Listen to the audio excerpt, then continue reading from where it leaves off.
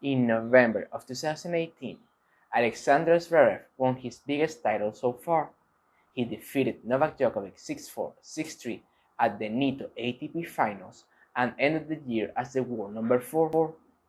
For many fans and commentators, this match was seen as the beginning of a new era, but for me, it represented an amazing way to study how the best players in the world learn from their losses and use them to improve day by day. You see, during this tournament, something very particular happened. During the first phase of the tournament, Djokovic defeated Zverev 6-4, 6-1. In any other tournament, that would have meant Zverev being out and Djokovic advancing to the next round. However, since this tournament is first played using the round-robin format, it meant Zverev had another chance to qualify for the next round. This is exactly what Zverev did. He defeated John Isner on the next round and Roger Federer on the semifinals. This meant that in a period of 1 week, Zverev and Djokovic faced each other twice. The first match was won by Novak, and the second one was won by Alexander. This change in events raised a couple of questions. How did Alexander win? What did he change? Can normal tennis players learn from him and improve during their matches? These are the questions we will try to answer in this video. To understand what happened, we need to take a similar journey. We need to first take a look at the round-robin match, the match that Novak won. We need to put ourselves in Zverev's shoes and understand why he lost that match. After evaluating this match and gathering all the numbers, my opinion is that Novak won this match because he was the better man during rallies. Remember that in tennis there are 5 main situations: serving, receiving, rallying, volleying, and passing. All these situations are connected with each other, and the more situations you dominate, the bigger the chance you have of winning that point.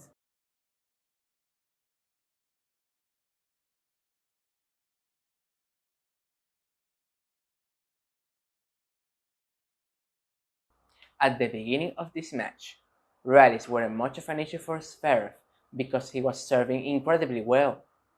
In fact, if we consider the stats until the match got to 4-0 in the first set, Zverev was having 81% of first serves. During his first 4 service games, Novak only won 5 points on the return because of how well Zverev was serving. The problem for Alexander started the moment his first serve percentage dropped and he was forced to play rallies against Novak. This drop started at the 5th service game and continued until the match ended.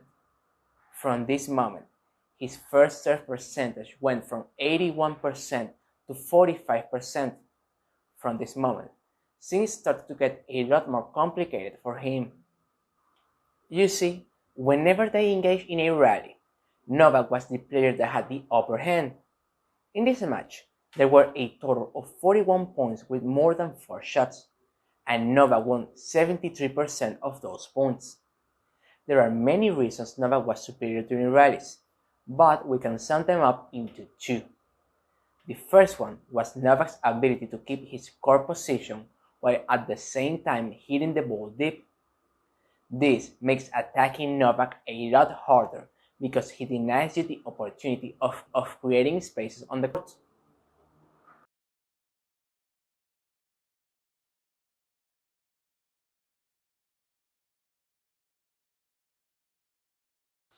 The second reason is that Novak found an effective sequence of shots to use during rallies against Zverev.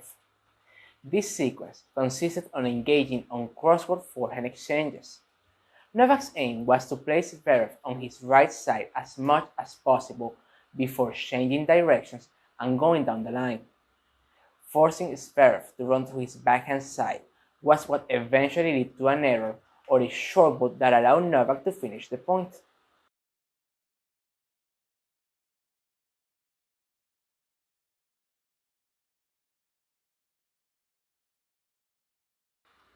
The great thing about this sequence is that it is easy to apply. When Novak had to play with his forehand, he could start the sequence right away. And when Novak had to play with his backhand, he hit a down-the-line shot. Zverev tried to open the court by hitting a crosscourt forehand, and by doing so, he allowed Novak to start the sequence once again. During this match, these aspects proved to be too much for Alexander. For many people, the problem was the decrease on first serve percentage rather than the tactics during rallies. For me, it's the opposite. At this level, the strategies players use to win matches can't consist on hitting first serves all the time, especially considering that Zverev was hitting serves over 140 miles per hour. At this level, it's not realistic to believe players can sustain over 80% of first serve during the entire match. The drop in percentage was going to happen, and that's when players need to have a plan B. They need to have strategies that allow them to stay competitive when this drop occurs. Having talked about this round-robin match, it's time to discuss what happened during the finals. As I said at the beginning of this video, I want you to put yourself on Zverev's shoes. You lost against Novak recently, and you did your homework later on. You analyzed that defeat and you understood what happened. You know you need to be competitive during rallies against Novak, and you are aware of the sequence he used against you. Once again, Zverev started this match serving amazing. During the first set, he had 87% of first serves and only lost 4 points on serve. And once again, he had a drop in performance during the second set, a set where his first serve percentage decreased to 54%. The biggest difference, and the reason Novak wasn't able to repeat the previous result, was that this time Zverev played extremely well during rallies. During the round-robin match, Novak won 73% of the rallies with more than 4 shots. This time, that number decreased to 50%, and what's even more impressive is that if instead of looking at the rallies with more than 4 shots, we only consider the rallies over 9 shots, we will see that Zverev won 64% of those. This time, Zverev was very patient. He reduced the amount of unforced errors from 18 to 8, and he avoided getting into crosscourt exchanges with his forehand. To avoid Novak's sequence, he used the forehand down the line. The goal of this shot wasn't to cause a lot of damage or hit a winner. It was to force Novak to change directions. When Zverev hit the forehand down the line, Novak tried to open the court by hitting a crosscourt backhand, and from there, he entered a territory Zverev dominated.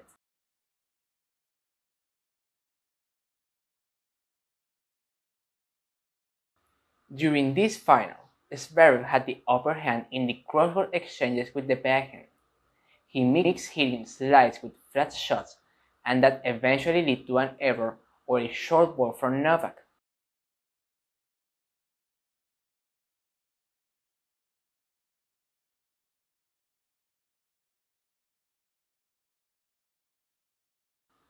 In other words, Zverev mirrored Novak's sequence and used it to get into cross-court exchanges with his backhand, a stroke that was superior than Novak's and therefore allowed him to get the upper hand during rallies.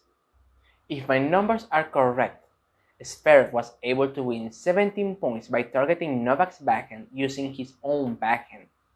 These 17 points are divided in 3 categories: points where Novak made an unforced error, points where Novak made a forced error,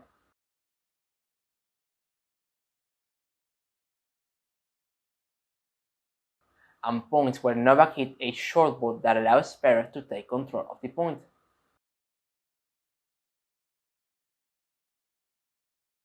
Yes, these 3 categories are somewhat different, but they all have something in common.